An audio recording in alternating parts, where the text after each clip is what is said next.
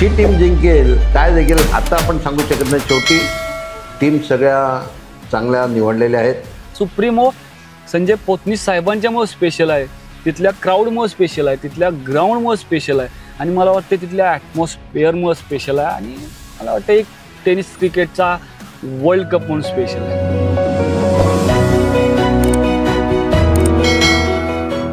Supremo tennis ball क्रिकेटची एक नामांकित स्पर्धा.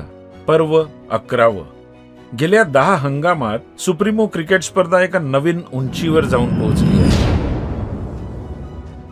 सुप्रीमोची स्पर्धा ही इतर कुठल्याही स्पर्धांबरोबर कधीच नव्हती, कारण दर हंगामात सुप्रीमो एक वेगळा बेंचमार्क प्रस्थापित करत होती.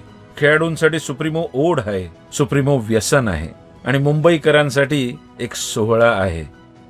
सुप्रीमोची नशाच निराळी आहे.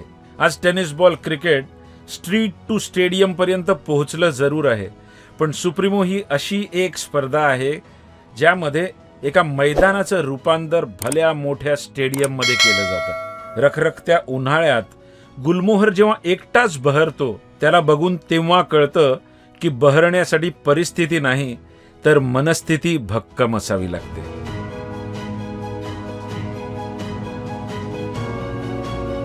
सुप्रीमो 2025.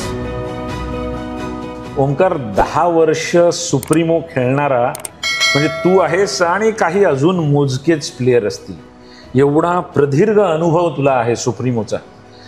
जर मी तुला सांगितलं की एक सुप्रीमो टीम बनव जी आज मैदानावर उतरू शकते आणि जिंकू शकते, कोणाकोणाला पिक करशील?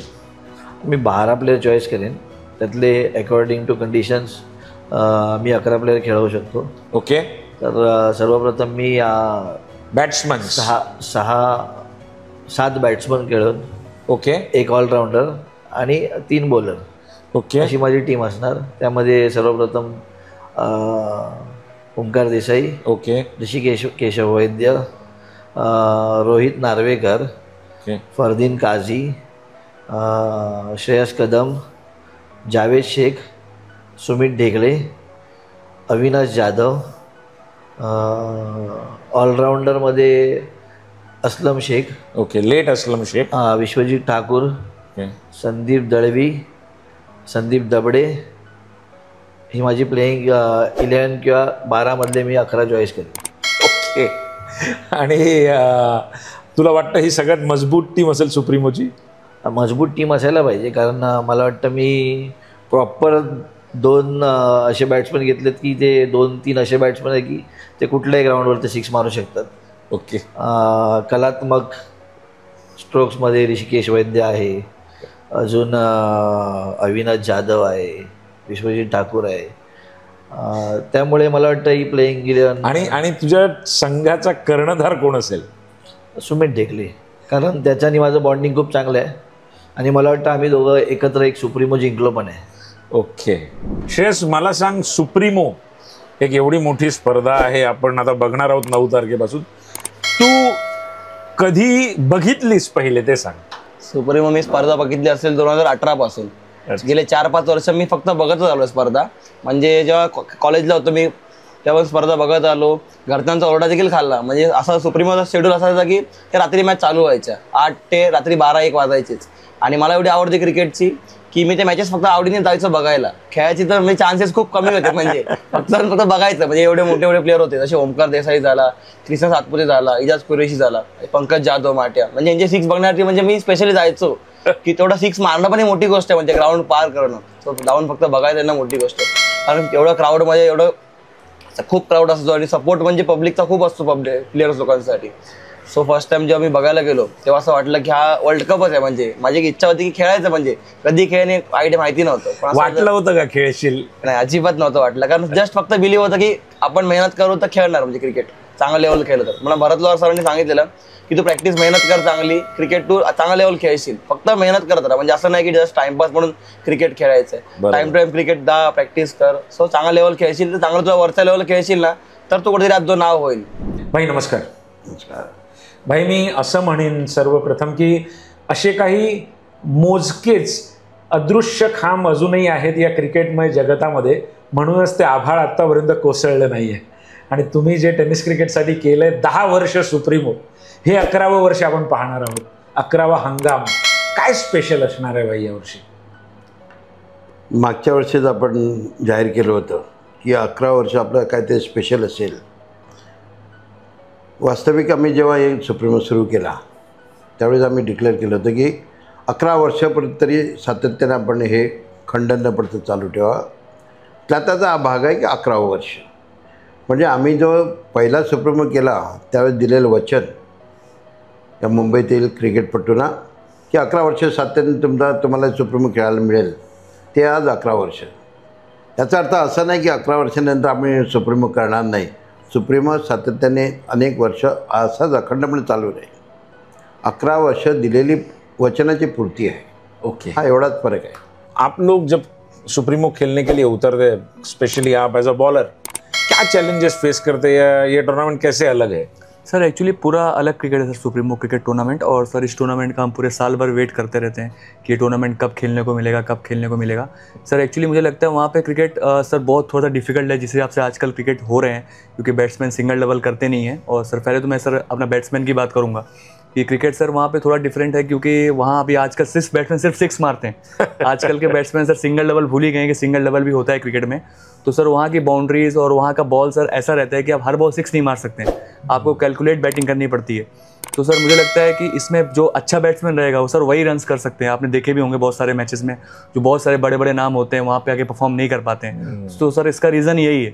और सर रही एज अ बॉलर तो मुझे लगता है कि सर वहाँ पे अगर आपने 8 रन भी दिया अगर एक ओवर में तो भी बहुत ज़्यादा आप दे रहे हो, क्योंकि इतना इजी नहीं है वहाँ पे रन करना. तो सर मेरे हिसाब से लगता है कि वहाँ आपको एक एक बॉल सोच के डालना पड़ता है और जितना हो सके आपको बॉल मतलब बैट्समैन को डॉट ही करनी है वहाँ पे. सुप्रीमोचं आपण म्हणतो तसं नावच पहिली गोष्ट म्हणजे तुम्हाला आकर्षित करतं, कारण अशा नावाची टुर्नामेंट कुठलीच मी ऐकली नव्हती. ही पहिली टुर्नामेंट होती ज्याचं नाव सुप्रीमो होतं. आणि सुप्रीमोचं नावच असं आहे की काहीतरी तुम्ही सुप्रीम करा, हाच एक संदेश त्याच्याकडनं तुम्हाला मिळतो. आणि जसं मी म्हटलं तुला की एवढं मोठं ग्राउंड, त्याच्यानंतर बाहेरचे राज्यातले प्लेयरहून इकडे खेळणं माझ्या मते या टुर्नामेंटने सुरू झालं होतं. त्यामुळे आपल्या इकडच्या प्लेयरना आपण रेग्युलर खेळतो, पण बाहेरच्या खेळाडूंना खेळणं किंवा त्यांच्या गोलंदाजीला खेळणं, त्यांना बॉलिंग करणं, त्यांची बॅटिंग बघणं आणि ॲडजस्ट करणं हे एक वेगळं चॅलेंज होतं. त्यामुळे जसं म्हणतात तसं की त्यांनी एक नवीन दिशा पण दिली क्रिकेटला. आणि आता तू जसं बघतोयस की क्रिकेट कुठच्या कुठे निघून गेलंय. आजकाल तर पॅन इंडिया टुर्नामेंट्स होतात. तर सुप्रीमो माझ्या मते वॉज द फर्स्ट टुर्नामेंट जिकडे बाहेरच्या स्टेटमधनं येऊन लोक खेळायचे, त्यामुळे तो एक पायंडा पडला. त्यामुळे Supremo is always different from others. Vijay, मला सांग, तू ISPL सीझन 2 जिंकलीस, एवढी मोठी स्पर्धा, पण डिंगडॉंगला तुझ्या संघाला आतापर्यंत सुप्रीमोच्या जवळ जाता आलेलं नाहीये.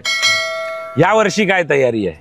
नक्कीच आमच्यासाठी एक ते स्वप्नच राहिलंय, कारण ISPL सारखी टुर्नामेंट मी मला वाटतं की ॲज अ कॅप्टन जिंकली. खूप मोठा आनंद झाला, खूप लोकांनी प्रेम दिलं.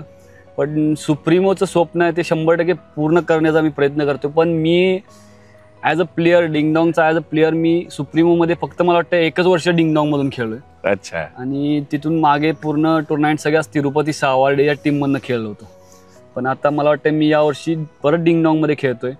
मी माझा 100% देईन, पूर्ण टीमला सोबत घेईन आणि यावर्षी प्रयत्न करेनच. या स्पर्धेमध्ये खेळण्याचं स्वप्न सर्वच खेळाडू पाहत असतात, पण तोच संघ या स्पर्धेत खेळू शकतो जो तुल्यबळ असतो. आणि जो संघ शेवटच्या चेंडूपर्यंत कडवी झुंज देतो तोच ठरतो या स्पर्धेचा विजेता. तयार हो थोपटून दंड अन छातीला लाव माती, ढाल बनव स्वप्नांना अन हिम्मत कर रोखण्याची. हार मानू नकोस तोवर जोवर शत्रू हरणार नाही. शर्यत अजून संपली नाही, कारण मी अजून जिंकलो नाही. गेले अनेक वर्ष प्रत्येक वर्षी नवीन नवीन काहीतरी आपण ग्राउंडवरती करत असतो. नवीन नियमाचा आपण नियम टाकत असतो. नवीन नवीन काहीतरी कल्पनेप्रमाणे सुप्रीमो आम्ही सजवत असतो. त्याप्रमाणे यावर्षीही काहीतरी नाविन्यपूर्ण तुम्हाला बघायला मिळेल. ओपनिंग सेरेमनी आहे, क्लोजिंग सेरेमनी आहे, त्याच्या अनेक सेलिब्रिटी आहेत.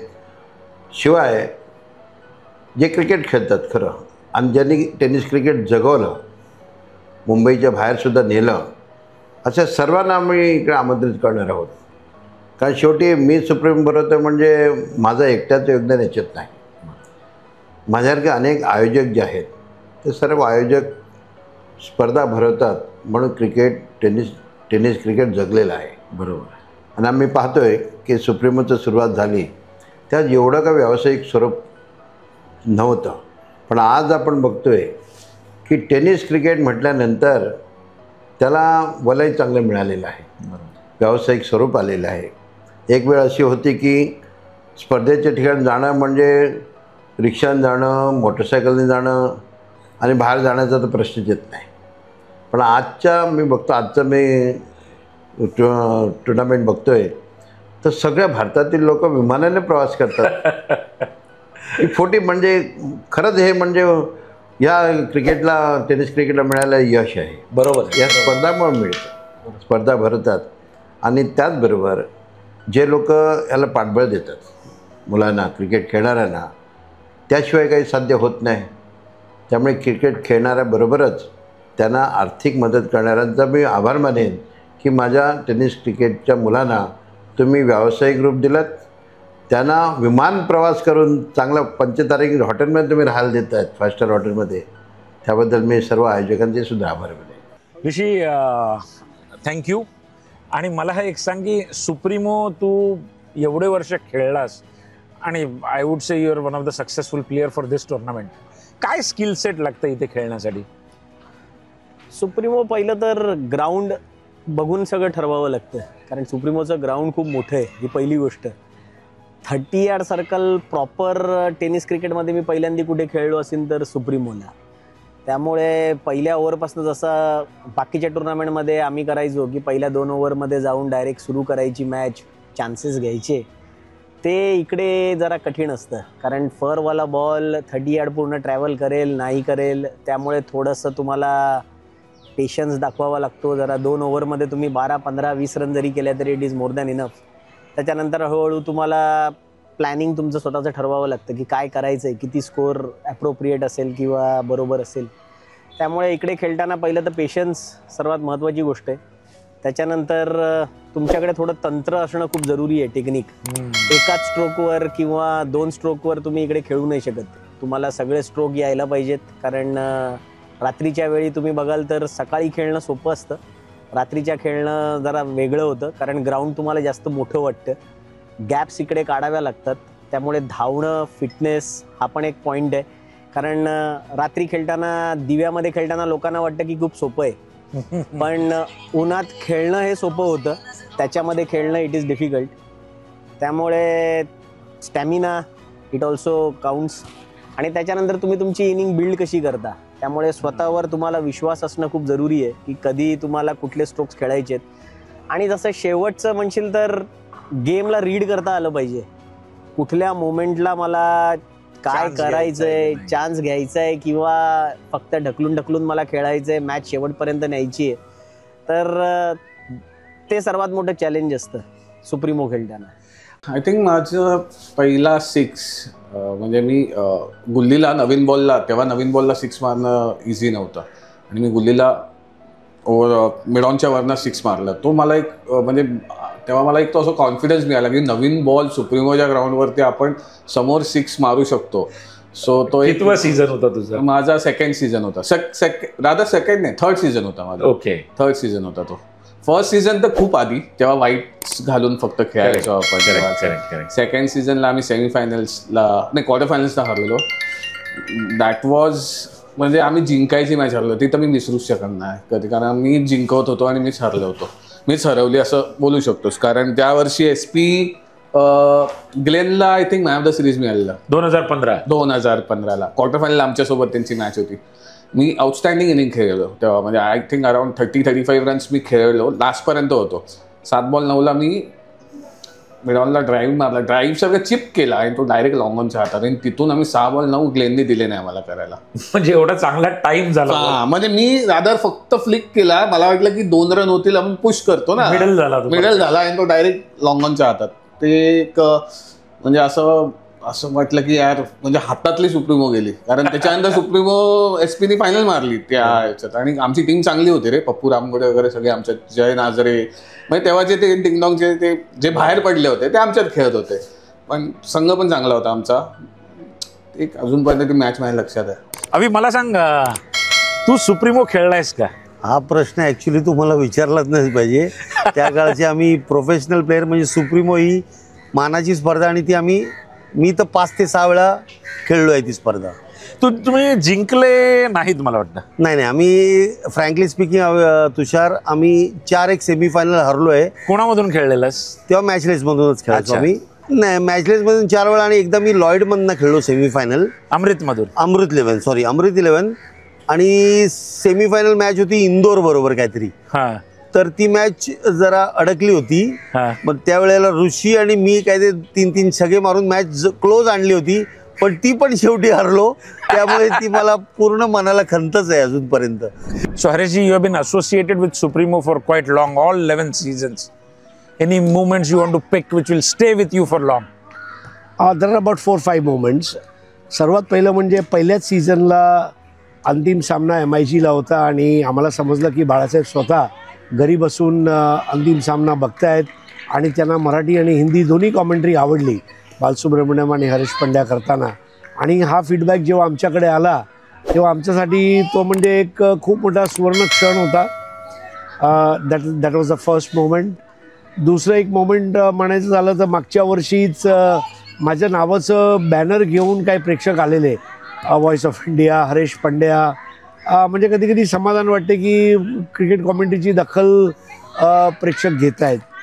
एक मोमेंट असा होता, 3ऱ्या वर्षी मला वाटतंय उद्धवजी प्रमुख पाहुणे म्हणून होते आणि त्यांचं भाषण झालं, ते निघत होते आणि जिना खाली उतरल्यानंतर अरे कॉमेंटेटरचा सत्कार राहिला, तर ते स्वतः स्टेजवर आले आणि उद्धवजी, दिलीप वेंगसरकरजी आणि महेश मांजरेकर आणि संजय पोतनीसजी या चौघांनी संयुक्तरित्या मिळून शॉल, पुष्पगुच्छ, मोमेंटो, म्हणजे हा एक मोठा क्षण होता. कारण उद्धवजीसारखे एवढे मोठे लीडर खाली उतरताना त्यांना जाणीव होती की ह्या दोघांनी काम चांगलं केलं आहे, तर त्यांचं वर येणं आणि आमचा सत्कार करणं हा एक गोल्डन मोमेंट आहे.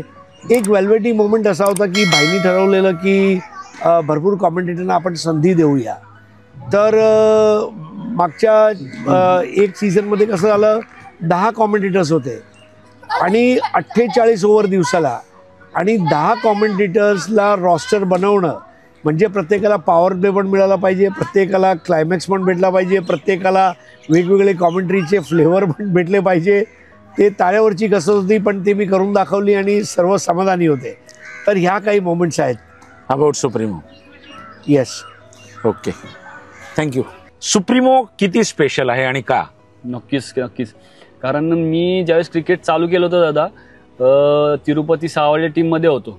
त्यावेळेस खूप मोठं स्वप्न होतं आमचं की सुप्रीमो खेळायचे. आणि त्यावेळेस मी सुप्रीमो तिरुपती टीममध्ये खेळण्याचं कारण पण ते आहे दादा, बिकॉज आम्हाला सुप्रीमो खेळायला भेटत नव्हती आणि संजय पाके बंधू त्यांनी आमचा शब्दाला मान देऊन सुप्रीमोमध्ये एंट्री केली. आणि संजय पोतनीस साहेबांचा सुद्धा मनापासून आभार मानतो की त्यांनी आम्हाला वरच्या वर सुप्रीमो खेळायला एंट्री दिली. सहजासहजी कुठल्या टीमला एंट्री मिळत नाही सुप्रीमो खेळण्यासाठी, पण आमच्या टीमला मिळत होती. मला वाटतं 1-2 वर्ष आम्ही सेमीफायनलपर्यंत गेलो होतो, सगळे गावातली मुलं घेऊन. असं प्रोफेशनल कोणी नव्हतं, अनप्रोफेशनल प्लेअर घेऊन आम्ही सुप्रीमोच्या सेमीफायनलपर्यंत गेलो होतो. पण थोडेसे उणे राहिले आणि आम्ही मागे फिरलो. पण यावर्षी मी माझ्या ओन टीम, डिंगडॉंग टीम, जिनं मला एक ॲज अ प्रोफेशनल नाव दिलं, त्या टीममध्ये खेळून सुप्रीमो जिंकण्याचं स्वप्न आहे ते पूर्ण करण्याचा 100% प्रयत्न करू. त्यासाठी स्पेशल आहे, कारण सुप्रीमो संजय पोतनीस साहेबांच्यामुळे स्पेशल आहे, तिथल्या क्राऊडमुळे स्पेशल आहे, तिथल्या ग्राउंडमुळे स्पेशल आहे, आणि मला वाटतं तिथल्या ॲटमॉस्फिअरमुळे स्पेशल आहे, आणि मला वाटतं एक टेनिस क्रिकेटचा वर्ल्ड कप म्हणून स्पेशल आहे. तर आम्हाला नक्कीच जिंकायला आवडेल, आम्ही प्रयत्न करू सुप्रीमो जिंकण्याचा. मला एक सांग की तू आता एवढे वर्ष खेळलास, तुझी one special movement for supremo? तसं बघायला गेलं तर 3 गोष्टी आहेत ज्या मी इकडे करून म्हणजे मला माझ्या हृदयाच्या जवळ आहेत. पहिली गोष्ट म्हणजे जेव्हा मी मॅन ऑफ द सिरीज मला 2012 साली मिळाली होती, तेव्हा कार मिळाली होती. It was the first time, त्यामुळे ते माझ्यासाठी स्पेशल होतं. त्याच्यानंतर दुसरी गोष्ट, आम्ही विक्रोलियन्स बरोबर खेळत होतो 2018 माझ्यामध्ये, if I am not wrong. आणि आम्ही 12 बॉलमध्ये आम्हाला 48 पाहिजे होते. पूर्ण ग्राउंड रिकामं झालं होतं, सगळे निघून गेले होते. आणि बुमरोने मॅचला सुरुवात केली होती आणि त्याच्यानंतर मी बॅटिंग सुरुवात केली. माझ्या पण बॅटला लागायला गेलं आणि मॅच 1 बॉल 6ला आलेली. तुला खोटं वाटेल की बहुतेक 100-150 प्रेक्षक असतील, त्याचे 1000 प्रेक्षक झाले होते. हो, क्या बात आहे. आणि तिसरी जी सर्वात महत्त्वाची किंवा असं म्हणू शकतो की that is the best moment for me, आम्ही 2012लाच खेळत होतो परळ विरुद्ध आणि आमची क्वार्टर फायनल सुरू होती आणि आम्हाला मी खेळत होतो अमृत आणि मॅचलेस आमची मिक्स होती. ओके. आणि समोर परळची टीम होती आणि बॉलिंग टाकायला दिलीप म्हणून होता, फेमस होता तो तेव्हा, तिकडचा सर्वात वेगवान गोलंदाज होता. मी त्याला 3 6 मारल्या, आम्ही मॅच जिंकलो आणि माझ्याबरोबर उमेश मांजरेकर खेळत होता आणि त्याने येऊन मला म्हटलं होतं वेल प्लेड. तर it was the first time की उमेश मांजरेकर माझ्याशी बोलला होता किंवा त्याने मला विश केलं की वेल प्लेड. तर माझ्यासाठी ती खूप मोठी गोष्ट होती, कारण उमेश मांजरेकरला आम्ही डॉन ब्रॅडमन म्हणतो आणि असंच म्हणत नाही, कारण त्याने एवढे वर्ष क्रिकेटमध्ये जे केलंय ते सगळ्यांना माहिती आहे. त्यामुळे it was the best moment for me की उमेश मांजरेकरने येऊन मला पोचपावती दिली होती की तू काहीतरी चांगलं केलंयस. तुझे बॅनर वगैरे सुद्धा होते स्टँड्स मध्ये, ते आठवतंय? हो आठवतंय. म्हणजे हा क्षण म्हणजे अविस्मरणीय, कारण असं कधी होणार नाही. फर्स्ट टाइम लाईफ मध्ये मी बघितलं की जसं आपण सचिन तेंडुलकरला लोक चिअरअप करतात जेव्हा स्टँडमध्ये जातो, तसं मी ग्राउंडमध्ये एंटर केलं बॅटिंगसाठी. त्या लोकांनी जस्ट अक्षरशः म्हणजे बॅनर घेऊन उभे होते, परत टी शर्ट्स, लोकांनी अक्षरशः टी शर्ट्स घेऊन माझ्या नावाने उभे होते. सो अनबिलिव्हेबल मुवमेंट होता. आणि जेव्हा मी गेलो मैदानात तसं मला एवढं होतं की आता जेवढे लोक माझी मॅच बघायला आले त्यांना खुश करायचं आहे. सो मी तेव्हा बॅटिंग केलेली चांगली. मला man of the first match मी खेळलो सुप्रीमो, ती मला पहिले मॅन ऑफ द मॅच पण भेटलेली. त्या फर्स्ट सुप्रीमो खेळणं हे खूप प्रेशरवालं सिच्युएशन आहे, कारण क्राऊड ऑलमोस्ट तुम्हाला बघण्यासाठी आलेला असतो. जो बॅटिंगवर असतो त्याच्या डोक्यात हेच असतं की आपण कुठे चुकी नाही केली पाहिजे. एक पेशन्स हवे खूप, कारण इथे प्रत्येक बॉल 6 जात नाही. तुम्हाला प्रत्येक बॉलच्या मेरिटप्रमाणे खेळावा लागतो. Cover drive, square cut, late cut, glance, flick. Score जेव्हा कमी होत असेल तेव्हा तुम्हाला 6 पण मारावा लागतो, बाउंड्रीज माराव्या लागतात. तर त्यामुळे तुमच्याकडे पेशेंस असणं खूप महत्त्वाची गोष्ट आहे. इस साल 2025 में जब आप जाएंगे, अंकुर जैसे आपने कहा कि बाउंड्रीज थोड़ी दूर है, इक्वालिटी है क्रिकेट में, तो क्या प्रिपरेशंस है आपकी एज अ बॉलर?